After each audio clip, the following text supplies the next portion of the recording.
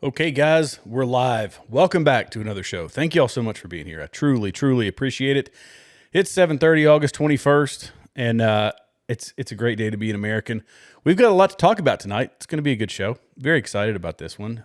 Be sure, if you're here or when you come in, to hit that subscribe button, hit the like button, and the notification bell if you enjoy this content. I look forward to hearing from folks down in the comments section. We've got some great stuff to talk about. So the first thing we're going to discuss, it's obviously you saw in the thumbnail. There's a lady. Her name is I think it was Amanda Seales. I've been researching this all day. Yeah, Amanda Seales, and Amanda Seales calls herself. She's a self-affirmed, self-declared black radical. So you know she's going to have reasonable opinions on everything. But she went on Jubilee, and if you've never seen Jubilee, look, I'm not a fan. I'm really not. Jubilee is it's if you took democracy, like actual democracy, what the left really wants, and you put it onto a platform and said, this is how we're going to run our debate. It essentially means people can raise flags and vote you off. So you can leave the debate because the masses say you can. It's why it's just a good reminder for me. It's why we have, a constitutional representative republic, why we have an electoral college in our election system, because pure democracy is chaos, and Jubilee is most definitely chaos. But the young man we're going to watch first, this is, it warmed my heart. I think he's like 18 years old. He's obviously very young, but he took this lady to task. And some of the things we have to pay attention to when it comes to, wild radical leftists like this lady is, the way they make their argument. So obviously they're going to talk over people. They're not going to let people make their point. They're going to whoop and holler about emotional things. They're not going to make cogent points or give you actual data and statistics. They're going to give you, it's going to be, I keep wanting to say ad hominem, but not ad hominem. It's going to be like anecdotal evidence and that sort of thing. And this kid comes with facts. He comes with statistics. He does an amazing job. So I'm going to go ahead and we're going to play this. There's actually 3 videos we're going to go through. It's not just this young man, but there's another one. And there were several folks. There's 20 people that were black conservatives as part of this panel. But I picked out 3 separate segments. We're going to go through them together. Thanks for being here. Let's get into it.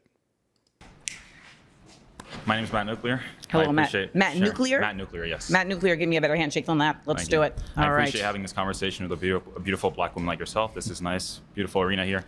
I just agree that reparations are necessary. I think the most important thing that's necessary right now for the black community would be the stopping of violence, especially black on black violence. I don't see how reparations is going to solve anything. You can give everyone here like a $50,000, especially people that are in the streets who are committing violent crimes consistently, a $50,000 check. It's not going to fix anything.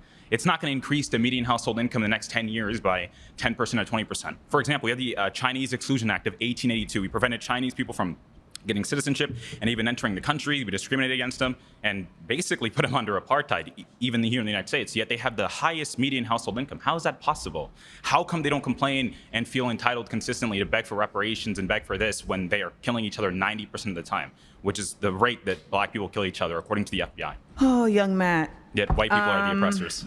I'm not sure where your education came from, but they lied to you. Stats don't lie, though. Statistics lie all the time. So let's start there, particularly when the statistics are coming from the sources that gain from the statistics being shown a different way. So if you're going to start your argument on stats don't lie, you've already lost the argument. They lie all the time. Yeah. One, comparing Chinese people who are immigrants that made a choice to come to the United States and comparing the continued effort of black people to ground themselves in a nation that continues to make impediments for them to show and live and exist in their true citizenship is a false equivalency. I don't believe that happens at all. No one here is in. Are you acting right now? Do you really believe I'm telling the truth. There's no systemic racism that I've experienced here in America. What system is racist? I think the only racism we've actually seen recently, systemic racism that we've seen, is the application of systemic racism against white people. The University of... I have to point it out. I know he's midpoint. I'll back it up just a little bit. But it's the emotive behavior, right? It's this clutching of the face and all the, I can't believe you're attacking my worldview. You're attacking my religion. You're attacking this. How in the world? What, are you acting right now? Are you crazy? What in the world are you talking about? How can you be saying these facts to me? It's really interesting. America. What system is racist? I think the only racism we've actually seen recently, systemic racism that we've seen, is the application of systemic racism against white people. The University of Western Washington, for example, has been trying to segregate dormitories using black-only dormitories because black people feel safer amongst each other. But they're more likely to kill each other than white people are ever to kill them. That's just the truth. You have King Von rapping about killing other black men. Why should I think that the white man is the oppressor when black men are more likely to kill me? Oh my God, this is scary. You need to think about me as your mama. Do not talk to me in that fashion. So let's check that now. Okay. So this is her. She doesn't have a point to make. I mean, she's obviously thinking, she's stalling. She doesn't have a point to make. And this kid's like, I got her now. And she's saying, think of me as your mama. It's trying to say I am superior to you in some way because you're a young man, because you're inexperienced, which is true. He's a young man. He's inexperienced. But nothing he said is false. They do the fact checks, by the way. You'll see them pop up in the screen. So it's fact check this, fact check that. And they do it a lot more for the conservatives. You can see this, go back and watch them. They do it a lot more for the conservatives than they do for anybody else. But nonetheless, this kid is spitting facts. He's spitting statistics. And he's saying, it's 88%. That one they got right. They got that fact check correct. Is that there's an 88% chance, 80% of the black men killed are killed by other black men. So everybody kind of rounds it up to 90. It's 6 of one, half a dozen the other. But it's a horrific statistic that is true. This kid is absolutely right. And she's like, oh, okay, wait. Don't forget your facts and statistics. And you can hear early on, she says, oh, yeah, you can take facts and statistics. They lie all the time. And that's true. Statistics can. There's lies. There's, what is it? Lies, damn lies, and statistics. That's kind of the rule. And it's not, she's not wrong, but it's if you tweak those statistics. If you just get straight up FBI statistics, if anything, they are underreported. And we'll talk about that in a minute because she brings it up. But let's go ahead and get into it. Okay. So on a basic level, we have to understand that systemic racism is grounded in the realities that black people have not been considered an equal human being in this country since its onset. So there's simply no way to make the argument that there isn't systemic racism, and we have seen in very clear ways the system operate in an organically racist way. Do not cut me off. By the way, she does this several times. Do not cut me off. You're about to interrupt me.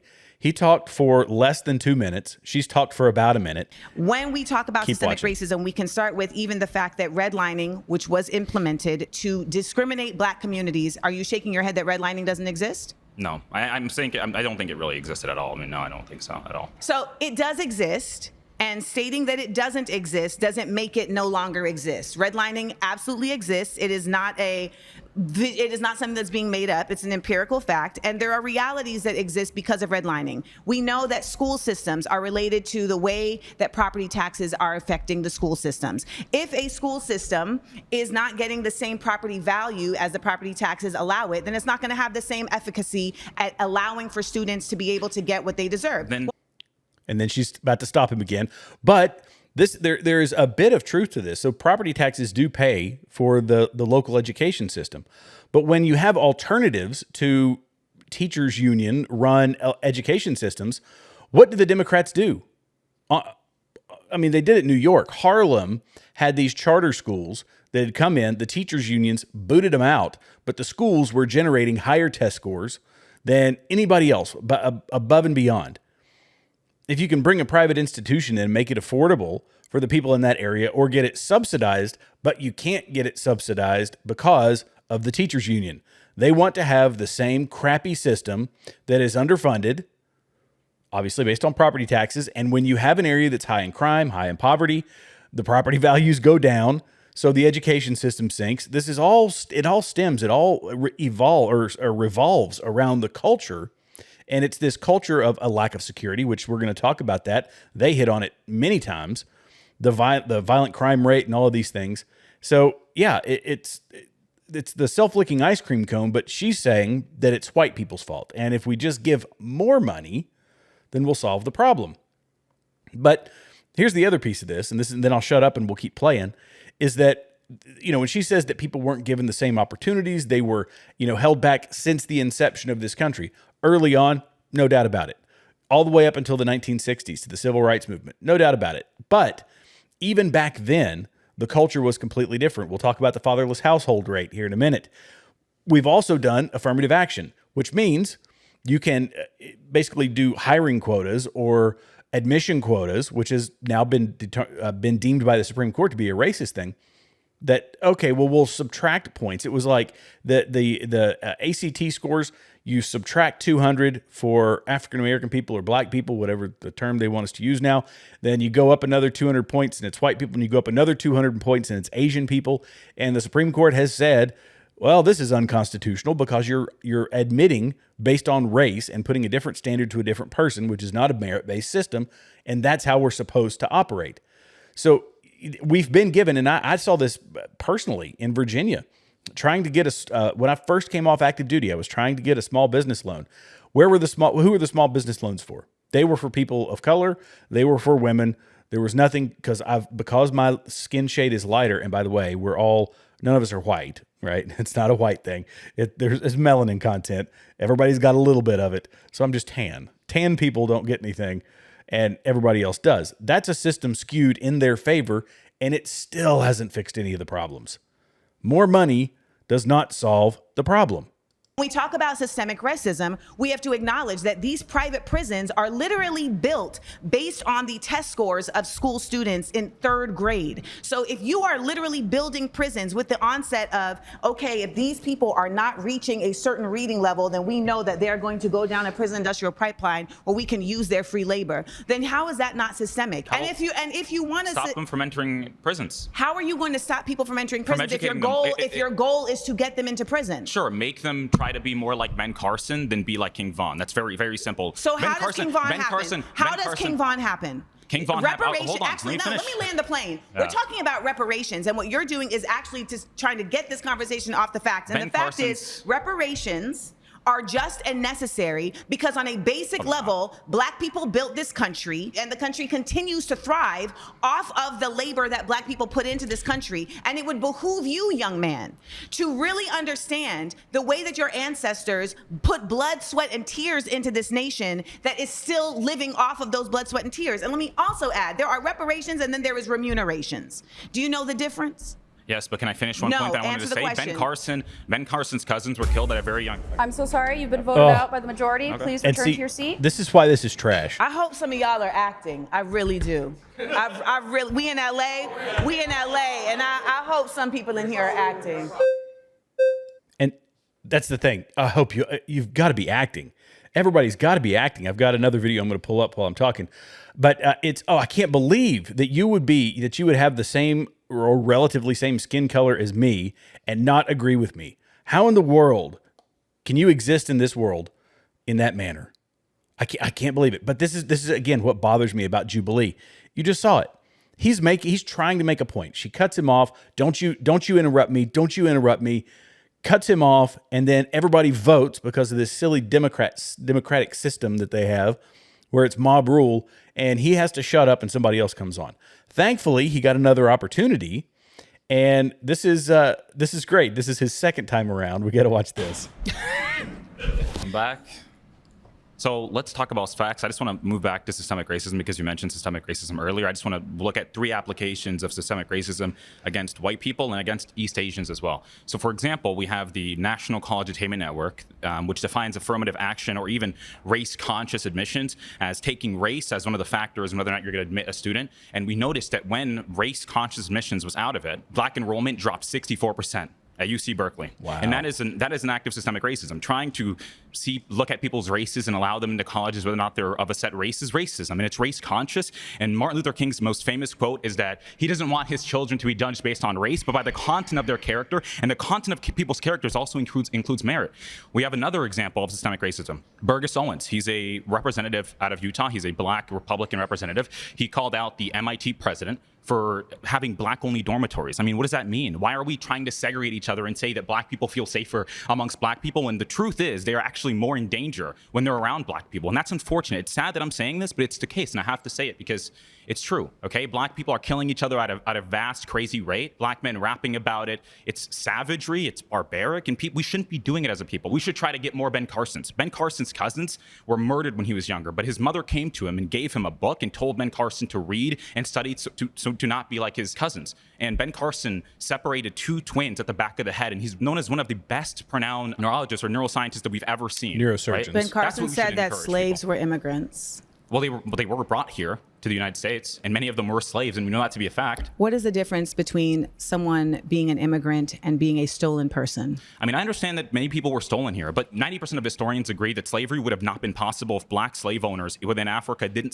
sell off their people. White people didn't show up and just start stealing people. They didn't do that. That's not how that worked. They literally did that. But they didn't. They worked with black owners and the Arabs. They the same literally thing. did that. It's funny, and you guys talk Arabs about did that as well. And I think it's They very did it in the important. 7th And I century, think too. it's important to note that there. Great point, by the way. Oh, and the Arabs did it, by the way. It's been a thing of the human condition. I'm not justifying it. It's obviously a terrible thing, but it's been part of the human condition forever, and it exists today. The Arabs are still doing it, by the way. In Middle Eastern countries, in Muslim countries, slavery is okay to them. That's not cool. So don't act like it's a uniquely American thing. That's the argument they have to make. Oh, it's uniquely American and it's uniquely white, and that's not true. In fact, there's a lot of stories about the slave traders going down to into Africa. They were getting slaughtered. So it was the folks from sub-Saharan Africa, people that were more inland, they would come and they would just have them there waiting. Other black people selling black people. And she goes on to make the point that, the term black person wasn't a thing. It was something that was done to set. She'll get into the whole race debate and all that stuff. What is race? But yeah, I mean, if you're if I'm sitting around and all I'd ever seen were white people and I was completely isolated from the world and I didn't know there were anything but white people, I wouldn't say a white person. I would just say a person. So there's some validity to that these terms are made up, but they're identifiers. And we'll talk about race and all that kind of stuff here in a minute. An oversimplification of history as well as of black people in Africa. There's a failure to acknowledge that in Africa, black people did not consider themselves black people. That was a racial distinction that was solely created by white oppressors to legitimize slavery. Arab oppressors, actually, because the Arabs did it in the 7th century. They were the first ones. They did not name it under blackness. They simply just decided we're going to go and have enslavers. This was a decision that was actualized and then tried to be pushed forward through eugenics. Literally, there was an executive order that was passed a few months ago that said that Donald Trump wants to now control the museums because he wants to take back control of the narrative around race. And in one of these museums that they cited was that there was a display that speaks about race not as a biological thing, but as something that has just been created as a social construct. And he stated that that is an incorrect expression of race, that race is biological. But it is biological. Like, let's look at our phenotypical traits, the nose differences,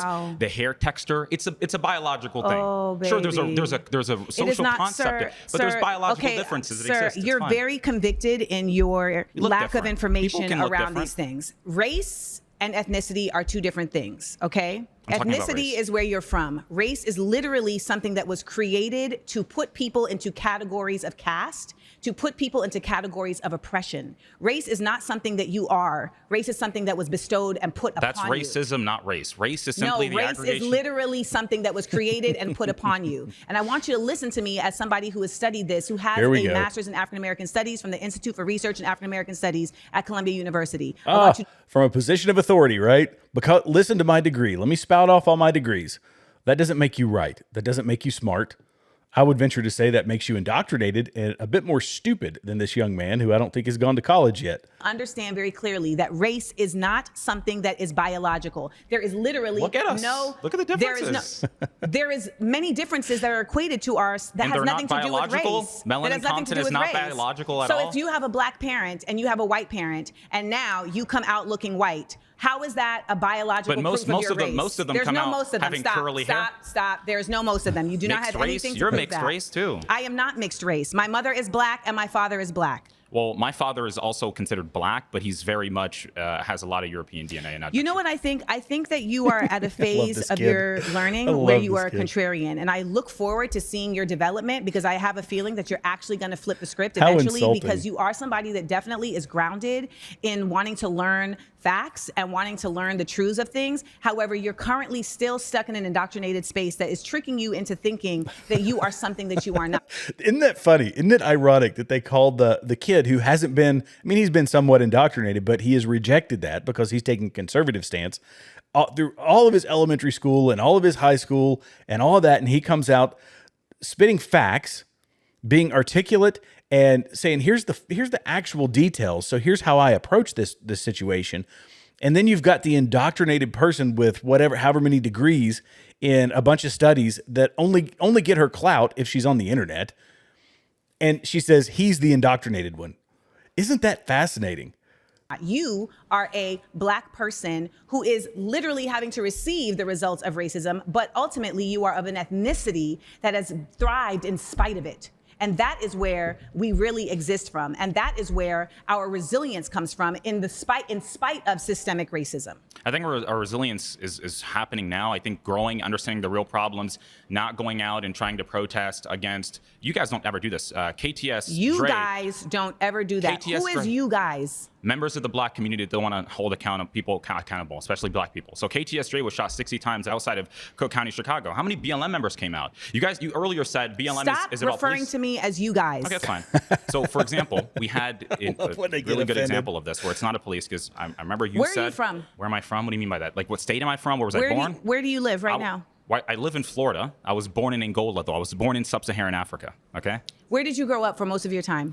In Maine. I lived in North America. In Maine? Yes. And what is the population of Black people in the town that you're from? It's really extremely low, but I grew up around Black people, and there's a Black community where I lived. And that Black community that you lived in, did they teach you about Black history in the United States? I learned are your parents Black American? Yeah, my mom is Black. My father is Black. No, I'm asking, were they born in the United States? No, because I wasn't born there. Oh, so you guys are all from Angola? Yes. But again, like I told you earlier, right? In terms of people like KTS Dre that were shot, BLM doesn't come out for them. And I remember you earlier said, think it's really hold on, can I important please finish? You earlier said that BLM is worried about police, but when Daniel Penny choked out the man that we all know was causing violence on that subway train, he was not causing violence. He was threatening people. Causing disruption is not causing violence. He was threatening people. Causing disruption is not causing violence. And the people there helped him also. And we know that we helped them. I don't know what that has to do with BLM. Random people on a train is not Black Lives Matter. BLM showed up for that. They did. Showed up for what? BLM showed up threatening white people, saying that they were going to go get white people. Now they BLM did. protested. BLM New York. BLM protested. Where did you get that from? You see, your sources are not. You're not BLM. able to cite your sources. That's exactly where I got it from. Yeah, that's the truth. It's you not can the try to avoid truth. it. It's not the truth. It's not the truth. Now, Nothing you say is actually the truth. Nothing. You're not even American. You're not even a Black American. As the daughter of an immigrant, it is imperative that Black people from other places understand the disparate difference that they exist from Black people in the United States. It is not the same. I thought everybody was.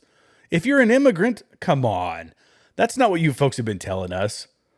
Everybody who comes here, regardless of where you come from, you're an American. If you step foot inside of America, you're American, right?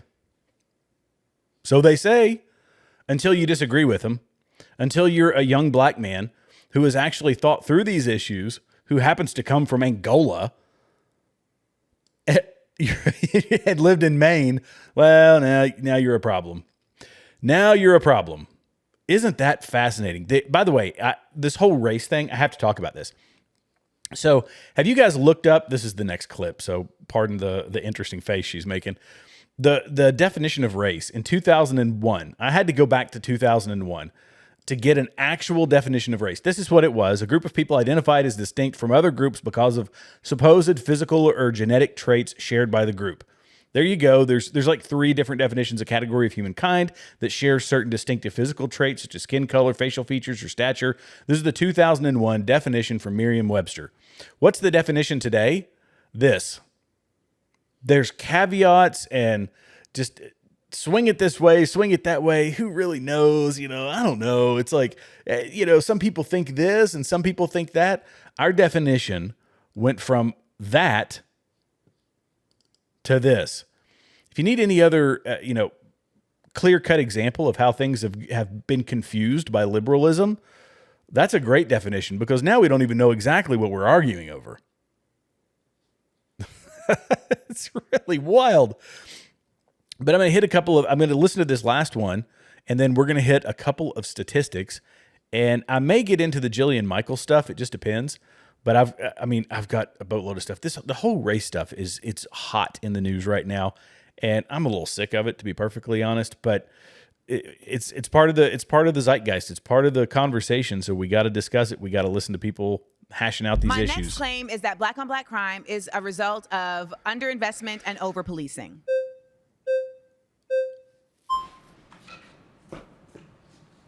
So you say that black on black crime is due to underfunding and over-policing, essentially. Yes. I actually don't necessarily disagree with one of those. Okay. I think that, however, the government, who do you think should be responsible for the funding piece of the black community? Should that be something that the government should step into, or should that be something that we as black people need to handle ourselves?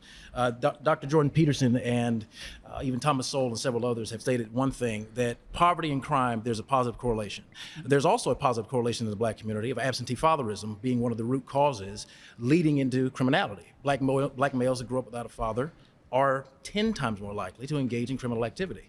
And so I think one of the... Can I put a pin right there and ask you a question? Ask me whatever you like. What is the root cause of there being less fathers present? Bad decision-making on the part of the fathers. We live in a patriarchal system, like it or not. Men have dominated the socioeconomic, economic, and political power of this country and the world since our existence. So our bad decision-making, especially when we focus on the black community, is the root cause of fatherlessness. What type of decisions? Not marrying the women we decide to lay down and have children with.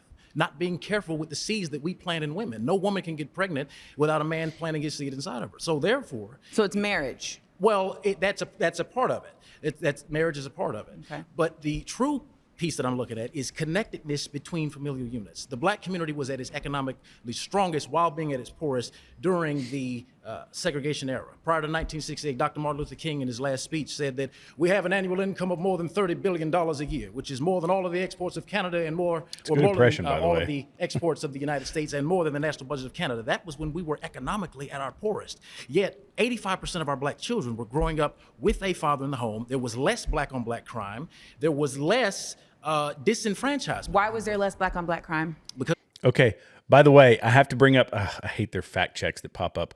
I'm going to minimize this just for a second and I'll pull it back up. But yeah, when he was talking about this back during the Jim Crow era, 1960, 22, this is white compared to black, but it's irrelevant. Just look at the number over on the left. In 1960, 22% of households had fatherless households. That has doubled, more than doubled. And it goes up to 2023 because that's how far the stats go. So it used to be 80% of the houses, it was, about 80% of the houses had single parents. Now it's over 50%. Now these statistics that say in 50%, it went from 55 to 50%. That's positive movement, but it's not gotten better for the white families either. Divorce rates, no fault divorce, you can run through a whole slew of issues that have led to this. But yeah, that's part of it. That's a huge factor. When you lose that many fathers in the black household, of course it's going to have a massive impact. Of course it is. And then he was talking about crime statistics. Everybody likes to talk about the crime statistics. And, this is part of what is, let me pull it up here. We're live. I didn't pull this one up before we got started. So let's see. Here we go. When we're talking about, move this out of the way here. I've got too many windows open. Victims. So in 2023, this is a summary of violent crime. Victims in, let's see, was this specific? It was for homicide. I'm sorry, this is homicide. 12,276 homicide victims in that's 26 per 100,000 compared to 7,289. And you got to remember, we're talking about 13% of the population, 14%. You got to round it up. It's like 13.6% of the population. And they're overrepresented as both victims and offenders. So there's 63% of the victims and 42% of the offenders for such a small portion of the population. When you lose stability in the household, yes, it has a monstrous impact. And then you add on top of that the Great Society. And by the way, they always they love, this lady has mentioned it several times, but they're underfunded, underrepresented. We have spent $30 trillion on the war on poverty, over $30 trillion on the war on poverty. And how much has poverty actually changed? Zero. None. Nothing has gotten better. But it's very, very easy to do this, flip the race card around and push it on white people. We needed to live together. We had to stick by each other. We had to stick What by was each there other. also less of? I'm not sure where you're leading. That's a leading question. I don't like those. You don't like this? I don't like leading questions. No, I like direct stuff. So essentially, when we were living in our own communities, we were also policing our own communities. So we were not being used as statistics in the same way to determine how resources were provided to our own communities. When we were going to the government saying, hey, we deserve because we are supposed to be separate but equal, we weren't saying, hey, we want to be with y'all. We were essentially saying, we want what you are stating we deserve. And that is what all of the efforts of the civil rights movement has been. It's literally just been to say, you said when we got out of the Civil War that we would be considered citizens, and all citizens should be getting equal access to these things. However, you are actively allowing the Klan to harm us. You are actively allowing... Who's killed more black people, the Klan or us? I would like to continue my statement. I let you speak uninterrupted. When we talk about this concept of who is harming us, we are really making a false claim when it comes to black on black crime, as if there isn't white on white crime. There's also this unnecessary effort to try and pathologize black on black crime in a way that you don't try to pathologize white on white crime. There are white people killing each other every single day. Now, they may be on jet skis in the pictures after they shoot up their whole family, but nonetheless, there are white people killing each other every single day. Now, much of the reason why you may see more numbers in terms of black on black crime are for two reasons. One, the statistics be lying all the time. We have seen what this. Numbers? Okay, when you we have say seen that, this in a real way. So in New Jersey. When you say So in New Jersey, what numbers can be trusted? Because with the previous speaker, you I'm said about to tell you right now. Okay, so your sources can You be can't trusted. such number. No, I'm literally about to give you an example of numbers not being able to be trusted. Okay, I love it. That's what I was doing. I'm listening. Okay, Smart aleck. then listen. Golly, she's a smart so aleck. listen. In New Jersey, they had a statistic that was created by the police department that said, look at how many black people are committing crimes. Look at how crazy this number is. These black people are so exorbitantly violent. Look at this. And then people went and actually matched the names that they were booking with the faces of the actual people incarcerated. And it was proven that they were lying. So that's one in. Okay, so that's one in. Interesting. Hold on. Check You're this talking to out. Somebody that works as a. If you noticed, there were fact checks all the time. When there will be a lot when this guy's talking. Fact check, fact check, fact check. She just said that, and I thought, that's interesting. Let me go look for it. Would you believe that using the power of AI and the internet and everything, I could not find out what she was talking about? I had no idea what she was talking about. And in fact, this everything that I saw was about New Jersey skewing the statistics in their favor. So there were scandals and questions about back in 2023, they were showing this drop in crime, even though realized crime, what people were actually experiencing, was higher. How interesting is that? So they had the people are like, it's gotten worse, but the numbers say that it's less. They were skewing it. Similar to DC, when DC says, oh, we've got a 30% drop in violent crime here in DC. Is that actual? No, they just fired a guy because they were skewing the numbers. They were cooking the books. So despite everybody going out and getting carjacked and mugged and shot and unalived in the streets, people are terrified to walk more than a block or two away from their house. Despite all that and people feeling restrained and locked inside their own homes, the numbers are falling. Well, shocking. Now they realize, oops, they were cooking the books. Yeah, we were lying about all that mess. Sorry, guys. Let's keep going. Police dispatcher when I'm not making content. So here's the thing. I So see. no. You see what? Well, The truth is, you're about to see the truth if you just give me a second. Like Trump said, just give me a second. I'm going to do the weave, but give me a minute. Well, here's So what when you all keep doing. No, You just keep give me- interrupting me when I'm talking, and you don't want to hear the But the point that I'm point going to you're- make. the point that And you're yet you want raising- me to respect your point. And that's not how a debate works. So if you want me to keep getting louder, I will do it. But ultimately, if I show you respect, Now we're give yelling. me the respect back. I let you Now talk. we're yelling. I let you make your points. I am countering your points. She and my still points are isn't just saying as valid anything. as yours, even though you got a pocket square and a Church of Christ Ad hominem. pin on your chest. It's not a Church of Christ. It's a Whatever. cross. There's It's a difference. cross. Same Yeah. difference. You got an American flag and you think you know something because you a cop. And ultimately, Not a cop, dispatcher, there's a ultimately it's difference. a There you cab go. all day over here. So let me make that clear. But let me also add Wow. to my point. Wow. My point is that you can sit here and blame black people on black people all day long and not acknowledge that we are forced into. You're coming to interrupt me again. I haven't even said a word. All right. Oh, and there you go. That's a debate with a leftist person. When you start making sense, when you start making points, when you push back just a little bit, she explodes. And it's, you're going to interrupt me again? He didn't. And by the way, she got about 2/3 of the time. He got 1/3 of the time. And she's the victim. Again, she's the victim. Wow. I mean, I tell you what I love about this is that I love these young folks are coming out and making these solid points. And they're arguing they're bucking the system. They're like, no, we've played this victim thing long enough. That's not the case. Maybe we start taking individual personal responsibility.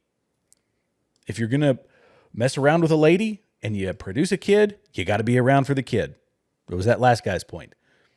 They are idolizing these people who are pushing the violence, the debauchery, all of that. And it's not uniquely them, but it's definitely having a massive impact in the black community. They're idolizing these rappers and all these folks.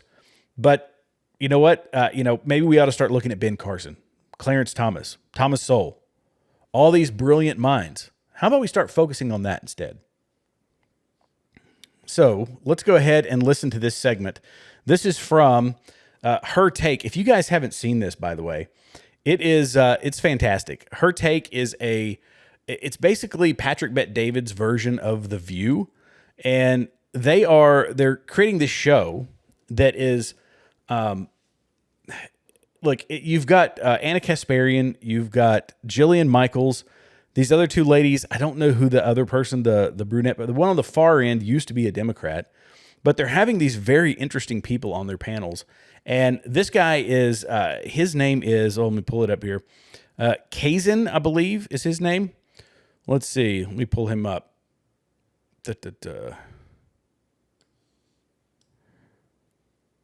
Yeah, it's Kazan Aceto.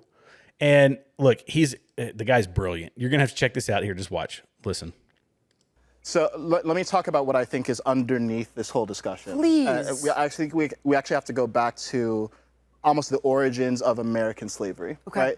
Because basically, this is obviously super simplifying it, but what happened was Europeans who were white came to West Africa. Right. They saw West Africans. They said, okay, these people are less advanced, and this must be fundamental to what they are. They're just a different class of humans, right? And they're inherently worse in all sorts of ways. That was the European mindset. Got it. Right? Now, fast forward hundreds of years later, I think what's happening is actually kind of a reversal, where now there's people who are saying, oh, white people are inherently worse in some way. That's but true. Instead of it being technologically worse or civilizationally worse, it's morally worse. Morally worse. So what happens is anytime we have these discussions, because we're talking about race, we're actually focusing on the wrong thing when we need to be focused on the software, not the hardware. There's nothing about being inherently white or inherently black that makes someone inherently morally superior or inferior. But every time we talk about oppression and hostility and hatred, we racialize it inherently. Yeah, And you're right. It's race essentialism. So we say, oh, all white people. Well, what about Slavic people? Like Slavic, the word literally comes from slave. So Slavic people, like in Eastern Europe, they were enslaved by the Ottoman Empire. Yes, right? yes. So Oh my God, I love you so much. Yeah, Yes. so the slavery all throughout history, but what happens is in America, we become so hyper fixated on what happened in America, which Yeah. is important. Of course we should mention slavery, and you never denied that. No! But I think the point that you're trying to make, and is difficult in that environment, is there's a much broader context Yeah. here. Yes. And the evils of slavery are not particular to melanin. I literally okay? said that. I'm like, you cannot paint only one race with this. Yes. So in And the, not all white people exactly. perpetuated this. Okay. Exactly. Jillian, So just to hold finish on, hold on. here. Yeah, wait. So in the analysis of American history, of course, we need to acknowledge that 100%. yes, there was a racialized institution of slavery, and in that racialized institution of slavery, white people were placed at the top of the hierarchy, and black people were placed at the bottom. That doesn't mean that current white people identify with that mindset, because it was a culture, it was a software that was adopted, and it happened to be adopted by these people. But all throughout human history, people have been justifying slavery through different methodologies. This is just the American way that we did it. We should be aware of it so we don't repeat it. Yes. But we shouldn't be so fixated on that we conflate someone's color of their skin with their ideology. I just want to follow up on one thing he said before we lose the thread. What you just said about the persecution of, Slavic individuals by the Ottoman Empire, that really spoke to me and resonated because, my parents came here in the late 1970s and early 1980s. they were refugees because of the fact that they were under, Soviet rule in Armenia. So they were oppressed under Soviet rule. But prior to that, the Armenian people suffered a genocide and persecution by the Ottoman Empire. And so the history of, my background, my ancestors, was one of persecution, slaughter, just terrible treatment. So when, this is a when human all of that problem. gets erased and the only thing that matters is literally the color of my skin, and I get lumped in with like the Europeans who, brought slavery here to the United States, I just find it deeply offensive. And what it does is it creates this environment of, it breeds more racism. Okay. I'm going to stop there because, and I kind of jumped into that one, so I apologize for everybody watching. But this, look, here's why all of this came about. This came about because if you watched one of my previous live streams, Jillian Michaels went on Abby Phillips' CNN show. And she was basically saying, hey, that very thing. She was saying, let's not, why we're making this all about race. It's always about, a uniquely white thing, that racism, or I'm sorry, that slavery was a uniquely white thing. And that's not the case. And that in the Smithsonian, they were talking about the I guess I don't want to say whitewashing, but everything was about, hey, it's because of white people. Hey, it's because of white people. Everything's because of white people. Even the Cubans coming to America, it was because of white people. Which made absolutely no sense, and it was completely out of context, historically speaking. And after she did this, and Abby Phillip got absolutely slammed, this is what Abby Phillips did. Or Abby Phillip, sorry.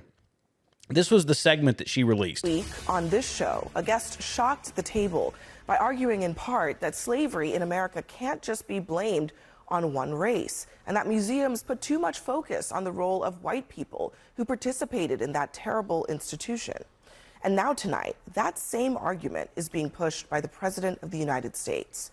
Donald Trump says that one of the reasons for his crackdown on Smithsonian museums is, quote, everything discussed is how bad slavery was. What we try to do on this program is create a platform for discussion and debate that reflects the very real differences that exist in this country. It's what echo chambers in our society fail to do, frankly. But on this topic, it's important to say objectively, slavery was indeed bad. So we here, we want to have this open dialogue. We want to have debate and conversation. And when you disagree with us, we will start a whole segment that implies that you support slavery. That's what Abby Phillip was doing. That's what this segment does. Does that seem like an impartial a place for debate and conversation around the big issues? No, in fact, it's the opposite. It's believe what we tell you. If you push back, we're going to do a whole segment accusing you of something. I hope that Jillian Michaels takes legal action against these people. How ludicrous how I was aghast, and so was Jillian Michaels. So she did this whole segment. She had this guy on, and he starts making the points that no, yeah, it's not a uniquely white thing. We're distorting the conversation by saying that, and it's not helping anyone. Let's identify that yes, it was a thing here in America. Yes, it was a problem here in America. How about we not try to repeat it? And how about we not try to use racism to fix previous racism? So, CNN is losing credibility, and I want to know who the producer was that thought, you know what? Here's an idea. Let's do let's accuse our guests of being racists, and maybe that'll help our viewership. I mean, any publicity is good publicity, I suppose. Oh my goodness, but that's not getting her good publicity. She's getting lambasted for it, and rightfully so. All right, guys, thanks so much for watching. I truly appreciate it. If you are, whoa, hang on. I hit the wrong button. I'm all over the place tonight. Oh, hit the subscribe button, the like button, and the notification bell. That way you're notified every time a new video is released. God bless you. God bless America. And I'll see you in the next video.